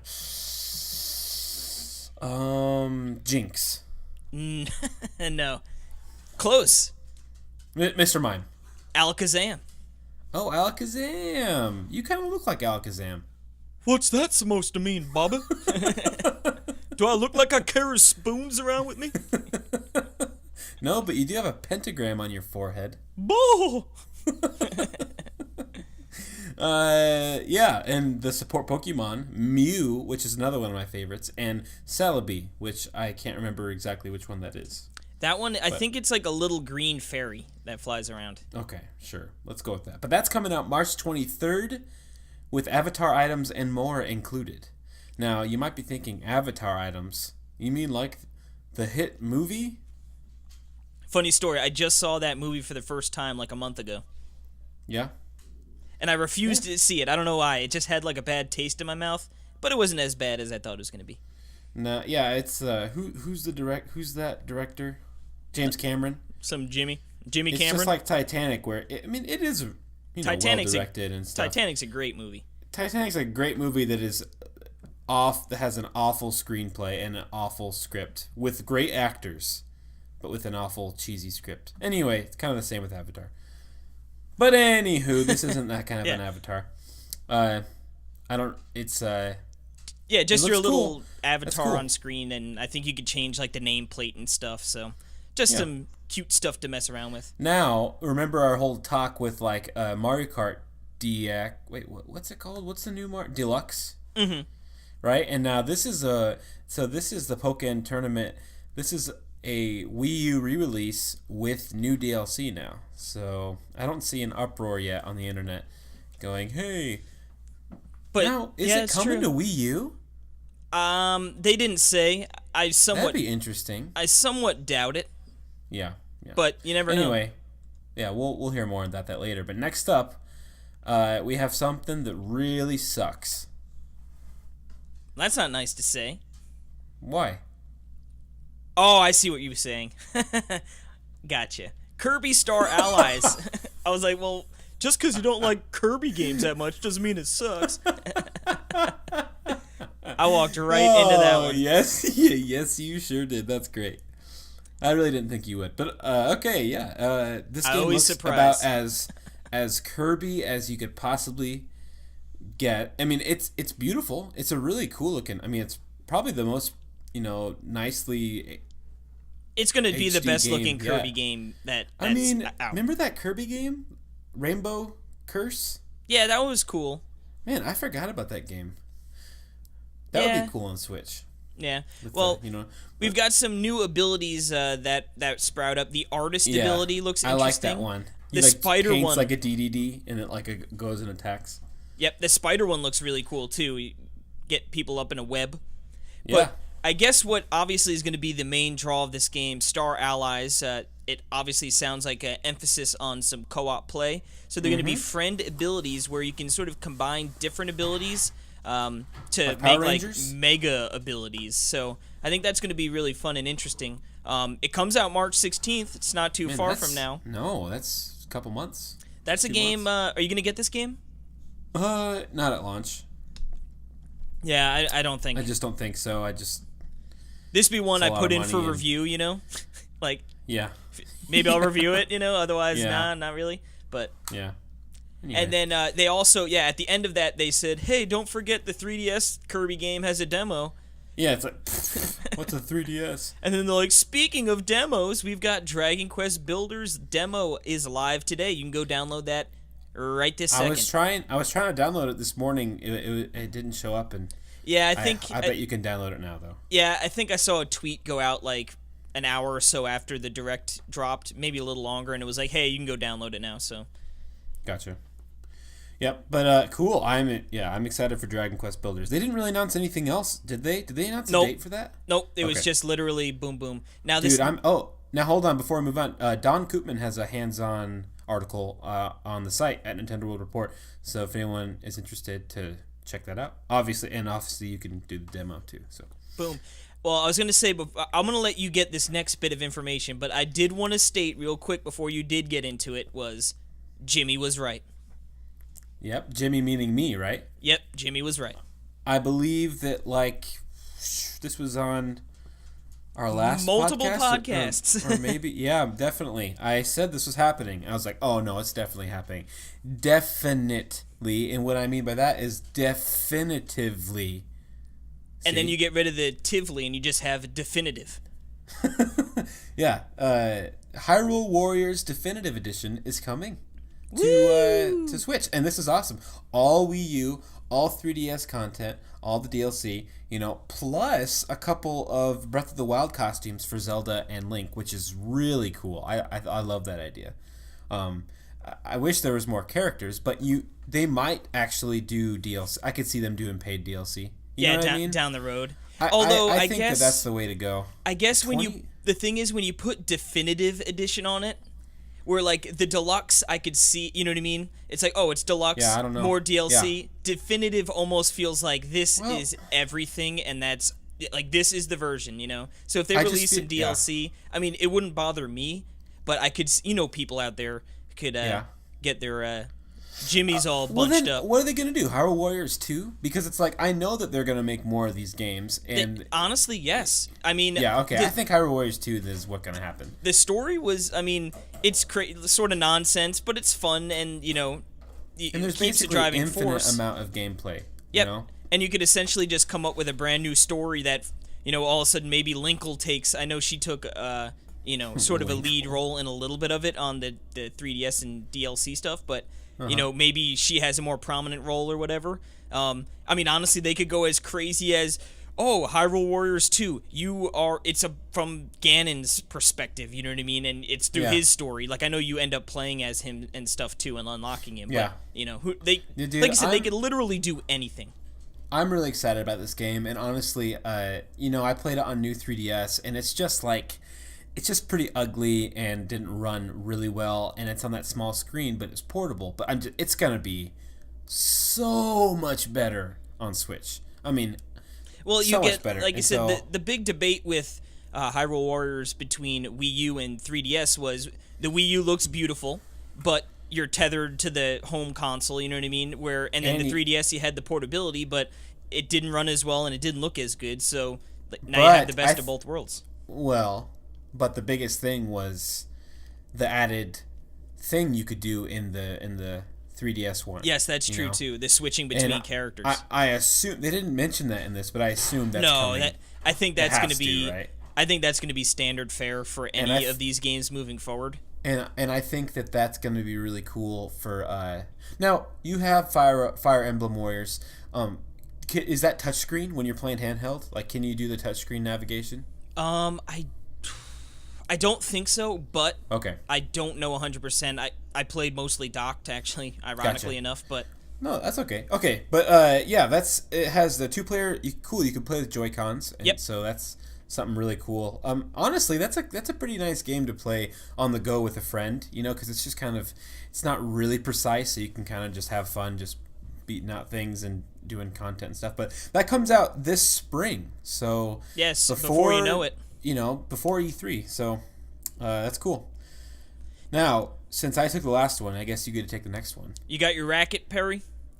Yep. Because it's time to hit some aces. They don't call Perry Mr. Ace for nothing.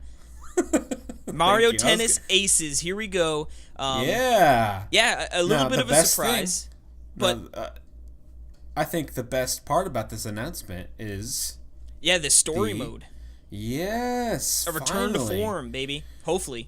Remember that game they pooped out on Wii U? Like, literally? Like, it pooped it out. Oh, yeah. Mario Tennis... I forgot even what it was called. Power Shot, I think, right? No, it was not Power Shot. Ultra Smash. Might as well have been Power Shot. Yeah, I mean, I didn't get that. Like, that game was literally nothing. Like, there was just. It's got a stellar 58% on Metacritic. Oh, it's just. It was just a game so they literally they brought out just because they needed a game. That's why when Mario Tennis, golf, these are games you can expect, and they're not usually going to knock your socks off in a sense of like the announcement itself. But I'm hoping it could be a return to form. Like you said, it's got story mode. Oh, yeah. It's got story missions, mode, and there's bosses. Yep. Heck yeah. Made by Camelot, which I guess they made the last one. But oh god, hopefully they learned. Well, I think that swear, last one was just Wii U production time. We need something. They shouldn't have done it for sure. Yeah, that was literally Nintendo being like, "Yo, get this game out." I bet you it was like 6 months to a year. Like, just get it working, get it so you can play and get it working. Then you can use the engine on the Switch game. But we need something out right now. I'm sure that's exactly what happened. And this game comes out in the spring as well. So within hopefully a couple months, we'll be playing a brand new Mario Tennis game. That'll be fun to be playing online. Now, hopefully, there's friend online because there wasn't in the.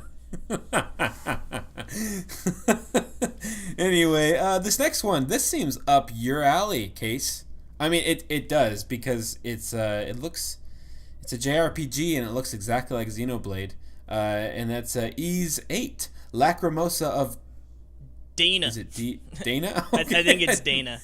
Or is it Dana? Whatever. I think they said Dana or Dana. I don't know. Anyway. Yeah. I mean, it reminded me of Xenoblade. Yeah, I don't know. It didn't really. I know it's an interesting looking, RPG. They mentioned something about as you progress through the game, you build up like a base or something. It's coming out in the summer. Yeah, I don't know. It didn't really jump off at me like I needed to get it. Who knows, maybe when we get a little closer to its release and, more stuff comes out about it, maybe it will sort of pique my interest then. But yeah, I mean, it looks really nice. And obviously it's a long-standing series, so yeah, I don't know. To me, that might be one, we'll see when the time comes. Yep. Now, maybe the weirdest... Boo. What? Oh, this next one? You're booing it? No, I'm not. I don't actually mean it in a complete boo, but like a half a boo. Half boo? Yeah. Semi boo? Because it's interesting, but it's not what I wanted. It's very, very weird. But DLC is coming to Super Mario Odyssey. And it's free. It just might be something that you might not want to play. I mean, it's really weird. Like, really weird. Yeah, so, when they first show it, you see Luigi and you're thinking, oh, baby, I'm going to get to play as Luigi. But instead, he's just got a bunch of balloons attached to him and asks if Mario wants to play. And it's like, huh? And then they go on to say there is a hide it mode and a find it mode. So in the hide it mode... Hide it mode? Yep. Really? Yep, and in the hide it mode, what you're going to do is you're going to hide balloons in the kingdoms, wherever have you, and obviously you want to try and hide it as best you can.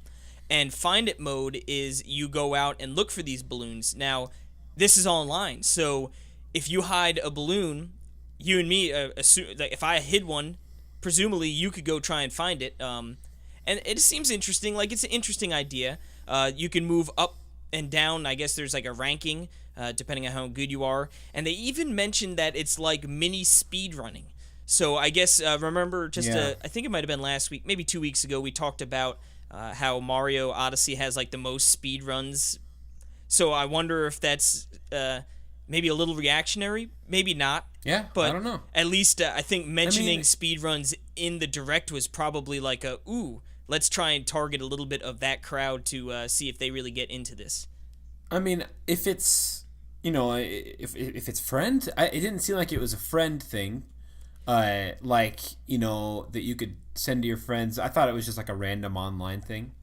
But, well, yeah, I don't know. I mean, with don't know. all of the other rankings, there's online and friend modes, or you're rankings. Right. So you're right. I was thinking there might be some sort of because if you think about it, if it's completely online, and I go into the Luncheon Kingdom, and I go, hey, I want to play, I'm going into Find It mode, dang it. And then all of a sudden you've got 1,000 balloons hidden all over. It's like, well, now it's not really that hard to find them, you know what I mean? There's like 1 million balloons. Yeah, so I don't know how that's going to work. They must just select one, and then say, hey, there's one hidden about. Or maybe they hey, we unlock 5 each time you go into Find It mode. So it's like, you can go try and find these 5. I don't know. Yeah. And then there's also coming out with new outfits. Ooh, you see the Sunshine Shades? Oh, Heck baby. Yeah, that's you, Case. So good. A musician's hat, outfit, knight helmet, and armor. That looked really cool, too. I love this. New filters for snapshot mode. That's pretty cool, too. I they love took it. it and put it on the coin. Yeah, that's such a great idea. I wonder... Oh, man, there's going to be a lot of Mario nipple coins. You sick pervert. But anyway, this all comes out in February, so next month. So I'm sure we will be talking about this more. Yes, Hopefully, sir. I have time to play Mario. Dude, I beat Mario Odyssey and I haven't gone back. I feel awful. I just, there's so many games. Yeah, I haven't been back in a while, but I mean, I beat the, quote unquote, the first benchmark. And then I went back and I got over 500, and I didn't actually, what you unlock after 500 moons, I did not actually clear. I did a little bit of it and never got back to it. So. I don't even know what you're talking about, so that's cool. So anyway, we'll talk. Maybe this will get me back into it. We'll talk next month. But now I'll have to admit, when this next thing came up on the Direct, I hit the skip like 15 seconds ahead until it was gone. Because I had no care about it. See, this might be the game of the show for me. Okay. I'm just kidding. The next game I was thinking about it, and I was like, well, is it, really important? Yeah, I don't know. I mean, there's definitely... it's kind of cool. There's going to be, if you're a fighting game fan... Cat fight. So, the game we're talking about is SNK Heroines Tag Team Frenzy. Now, this is a fighting game with all female protagonists and obviously tag team, so it's a 2-on-2 kind of thing. You can change characters and use items to gain the upper hand in battle. They said at the end there was some sort of when you get down to low health, I guess you don't just beat them regularly, you use like a finishing move called the Dream Finish. The Dream Finish. It's coming out this summer, so if you're into fighting games, as far as on the Switch, what other fighting games? You got Street Fighter, you've got Pokken, but, and you have a billion Neo Geo fighting Well, games. yeah. Well, speaking of which, now I think this might be the most staggering thing for me in this whole Direct. Dude, it stuck out to me because I saw this at the end as well. Hamster, It's you amazing. dirty dogs. Even it wouldn't be a Direct. It's like, how did they sneak? I want to know. I guess Nintendo was like, well, they've released 5,000 games for the Switch. We might as well throw them a bone and put them on the Direct Mini. Yeah, they announced Neo Geo Art of Fighting 2, which I was sure had already was launching today. Well, 1, 3, 5, 7, and 9 have already launched, so. See, that's why. And 22. Yeah. And 12, just not 2. But I guess. That's the I thing. guess we can exclude that from the eShop Roundup next week. Now, we'll Just touch on it kidding. again. Yeah. Now, this next piece of info that came out of the Direct was really cool, especially since I'm in the middle of playing this game, and I actually was like wanting to play this game while when you're in the middle of a playing game and like when you're not playing it anymore, It's on your brain. you're thinking about, it was on my brain. I was like, oh my goodness, this looks so cool. And that is that Donkey Kong is coming to Mario and Rabbids Kingdom Battle this spring. Now, in the thing, it showed him throw a banana like a boomerang, and they laughed at him That was so good. for missing, and then it came back and hit him. And you know what? It got me thinking, would Donkey Kong plus Rabbids make more sense? I was thinking about it. I was like, I wonder if you have Donkey Kong and then you have, Diddy and Cranky Kong as the... I feel like, with the peanut gun, I think that would be a cool game. I'm just saying. Yeah, and then if you could Wouldn't that be harken cool? back to Donkey Kong 64 with like the bazooka and all the other different Yeah, guns. Lanky. I'm just saying, that would actually be like having playing through Mario and Rabbids now. This would be a cool sequel, but I guess he's coming here. I don't know. Who knows? Maybe it's a launching pad for him. I don't know. I just think it looks awesome. I'm actually legitimately excited about this. So I wonder how it's going to work with the... Yeah, I wish it just, DLC in games, it kind of segregates things. And it's like, I wonder how they're going to make it into the game. Honestly, yeah. I mean, I guess that's sort of easy. You could just be like, what are there, 4 worlds, right? They could just, look, there's a, Rabbids are so weird. Look, they opened a portal to this other world. If it's a whole Donkey new Kong. world, Boom. that's freaking sweet. I mean, that's like a lot of content if it's a whole new world. But you know what? For me, I've realized. New world. Sorry. Kicking it in heaven. I guess with me and like DLC, generally speaking, it's like I don't know what it is. No matter, I could love the game more than just don't anything, like it. and I feel like when I beat a game, I put a bow on it and I move along. I know, like even Zelda.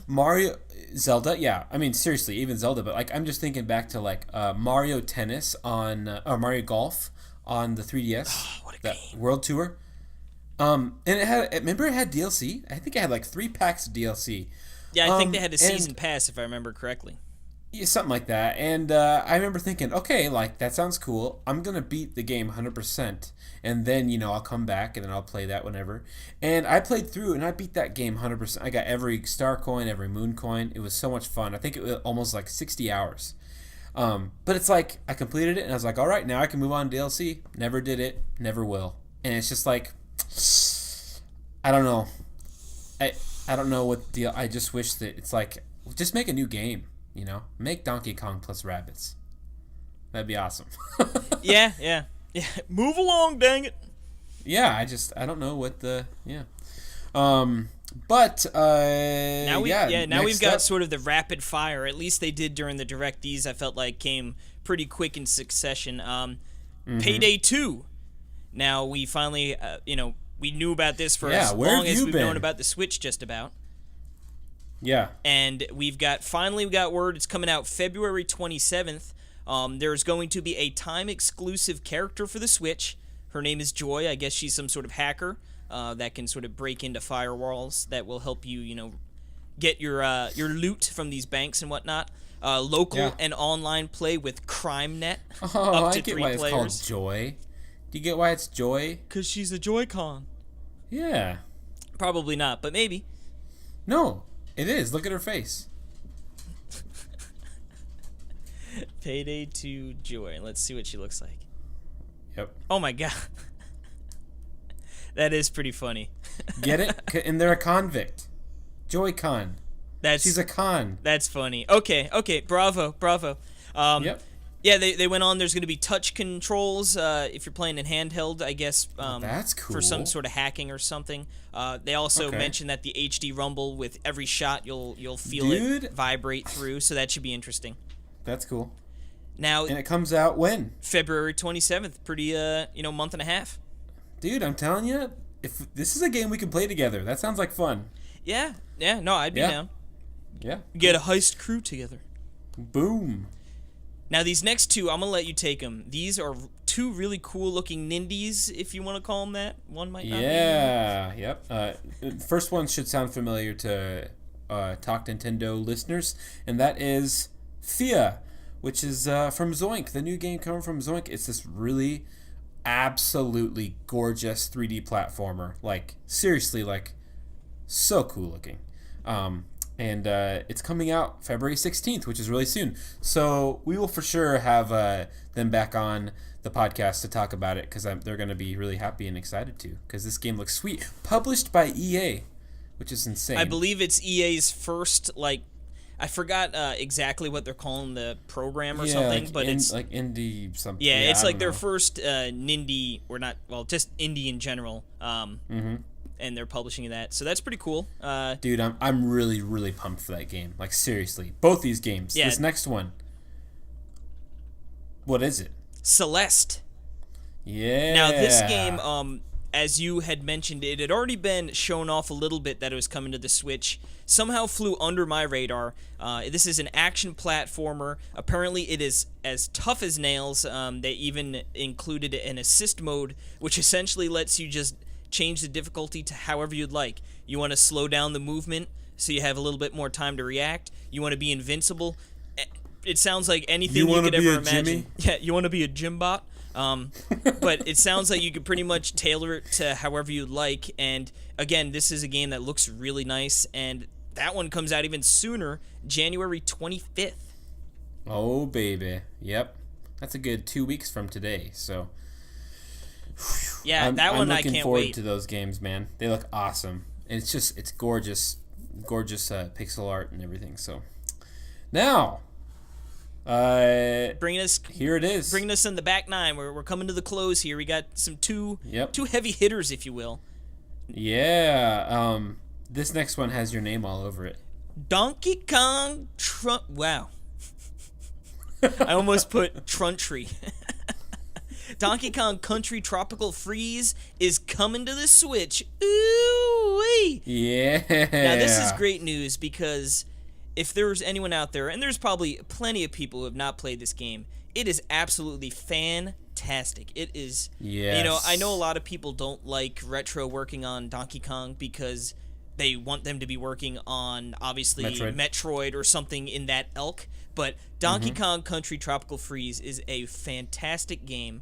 Now, they have added a few things here, or at least one thing, and that is Funky Kong is now into the mix.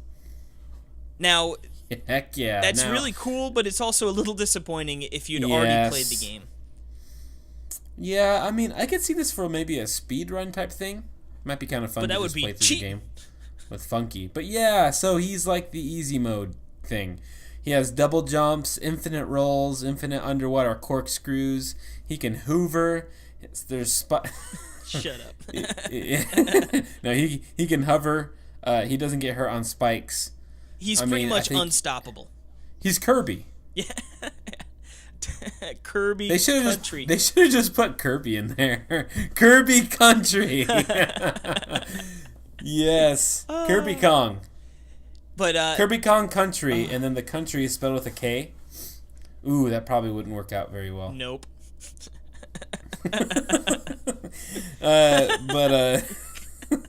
No, this has, just like the original one, it has 2-player co-op, which is really cool. And that comes also, out like, ridiculously freaking hard. Well, yeah, that's the good thing with this game is difficult, Yeah, so see, having the easy mode is good there you because go. there are definitely levels that sort of spike up and are going to give you a headache, and Yeah. you know what? There's an easy way to get around it now. You know, now hold on a second. Is Funky Kong going to be holding on to Donkey Kong's back? Oh my! Because that would be the funniest thing I've ever seen. Just two big apes running around in the jungle. Yeah. One with a surfboard, one with a tie. Oh my goodness. This sounds like the best game I've ever heard. And now this comes out But- May 4th. yeah. Not even that. I mean, Yes. I guess it's getting a On little Star Wars far Day. away, but Nothing says Star Wars like The Funky Last Kong. Jedi. The Last Kong. The Last Jedi. All right. Well, we're down to our The finale. final. Yeah, the finale. Yeah. Something we've talked about ever since we saw From Software's logo on that screen, way back when we actually that was on the episode, the hamster Prison Break. I just remember that name because we talked about hamster and. And they were breaking out of But prison. yeah, it's a long time ago. Dark Souls Remastered Woo! is coming out for the Xbox One and the PS4 and the PC. And on the go, baby. Woo! Woo! On the Vita. No, on the Switch. Yes, it's coming out for Switch. Wouldn't it be great if they announced this for the Vita and for all the other consoles on the Direct? Yeah, the It would ultimate fit troll. with their pre-Direct trolling. You just see like a Sony PlayStation 4 logo, and you're like, what? Yeah. Wow. But no, But yeah. finally, man. This looks sweet. Like you said, I felt like I know the remaster has been rumored forever. Not just for the Switch, but just in general. A lot of people have been waiting for this. And finally, we get it. We're getting Dark Souls on the Switch, so hopefully Dark Souls Remastered. I'm assuming at some point in time they're going to do Dark Souls 2 and 3 Remastered. Yes, dude. And honestly, I already know, like, I'm putting it down. This is going to sell like hotcakes on the Switch, especially since it's clocking in at $40. We're not getting the Switch tax. That is We're so getting nice. priced with all the other ones, so you know this is great because if This there are is people out really, there really with a good Switch news. and a PS4, and you're looking at a $40 versus $60 price tag, sure you get the portability with that extra $20, but it might still push people off, you know. But price matched up, Switch has got that portability factor now, and honestly, it's a remaster, so it's going to look better on the PS4, but it's probably not going to look that much better. Yeah. You know? I mean, no. Yeah, you're right. And it's not going to... I tell you what, it's going to look better on handheld than it does on PS4. Than PS4's handheld. Yeah. Because it don't have one. They could shoot it to the Vita screen. Technically. Yeah, it's going to look better than that, though. But, so I guess what I said still stands. Higher But resolution. you can't take that to work. No, well, you could. If you had Wi-Fi. But anyway. What? Yeah. What? They're remote play. You can play it from, like, a different Wi-Fi You can play it signal? from, like, across the country if you wanted to. Off of your PS4? I think you... That's really cool. I didn't know you that. need to be on Wi-Fi, obviously. And I think, like, it doesn't run, like, flawlessly. I think there might be a little tiny bit of lag sometimes. But, I mean, I've That's never personally insane. played it. Or tried it, I should say. But, yeah. That's insane, dude. And it's not great because of, like, the buttons and stuff. And, like, the mapping is weird with, like, the back touchscreen right, and because stuff. it doesn't have... Yeah, So- yeah. I remember I tried it once with Last of Us. when I had a PS4 briefly, and it was okay. Yeah, I think some games work better than others. I mean, obviously, simple controls are better. I did not know you could do it from anywhere, though. That's really cool. Yeah, I'm pretty sure as long as you can connect to Wi-Fi, you could play wherever. But that's enough Vita talk. Yep. This is going to be higher resolution and frame rate than the original, which makes sense because I believe the original was just a PS3 game, so it's going to look better. But yeah, finally, great news. I am super duper excited. Heck yes. I can't wait. The bad news is it doesn't come out till May 25th. So I mean, it's not terrible news. It's not that before E3. Yeah, it's not that far off where it's like, oh, but just enough where it's like, no, that's fine with me. Man, I want to play it now though. Yeah, I'm fine with it being that far off. But yeah, I hear you. Cool news. But anyway, that's it for the wrap up. I mean, that's a lot of stuff for 15 minutes. And that, yeah, I mean, it kind of filled up the first half of 2018, you know? Yeah. I mean, and this there's was a lot of stuff coming out. And this was a direct mini, so I wonder if at any point we're going to get another one. Maybe one that's more focused on a particular, series or something. But I don't know. It's going to be interesting to see how it goes moving forward. But I'm pleasantly surprised, or not surprised, pleasantly happy with everything that was announced. Like I said, nothing Very that happy. really knocks your socks off. Oh my God! Because like you said, we knew Dark Souls was most likely coming. You knew Donkey Kong Country was coming. We knew, Mario and Rabbids. We already knew there was going to be DLC. So there was just some good stuff. Yeah, I guess the Hyrule Warriors. Yep, you knew that was coming too. We got Mario Tennis Aces. That was a nice surprise. Awesome. So there was definitely some really good stuff. And I think it's exciting. I'm looking forward to playing a lot of these games. And like you said, the best part is we're going to be playing all of them, within the next 5 months, most likely. Heck yeah. Well, maybe not all of them. Maybe The World Ends With You might be a little later, but yeah. But we can wrap up the show now for the second time. Yep. Yeah, we're just going to recycle the first exit. well, we don't know. Yeah. But this time we do know. We do know this is going to be the end. Now, we are doing, you should check out on NWR TV, we are doing a top 5 list of top 5 Nintendo Direct January 11th announcements. So, look forward to that. David, the Last Jedi Lloyd, will be joining us, and it's going to be amazing. Yes, sir.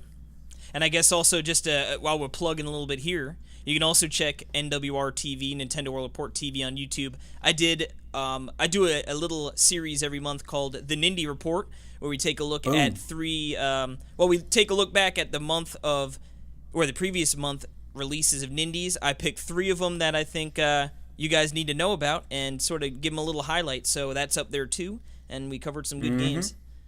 Heck yeah, it's they're great videos. So thanks, Bob. Yeah, check. You're welcome, Hank. Thanks, Dad. Thanks, Dad. You're welcome, Dad. All right. Well, you can find the podcast at Talk Nintendo Pod. That's Talk Nintendo Pod on Twitter, and you can also send us emails. Send us emails at the I was thinking about today. Probably the longest email in the world. It might be. It really might be. It really might be, yeah. It's talknintendopodcast@nintendoworldreport.com. It's also really good. It's a paragraph. I was going to say, it's really good for practicing your typing. So, just bang that out like 10 times. You probably had sore fingers. But send us a question. Send us your favorite games of 2017. Do whatever you got to do. But, Yeah, I guess, and as a quick little aside, as we wrap up here, Game of the year next month, or next week, I should say. That's something pretty exciting to look forward to. Yeah, and we'll read out your lists on the show. Yep. So on that note, I think we better get on going. Let's skedaddle. Skilly daddle doo. Bibbidi bop. Boop boop. Goodbye. Adios.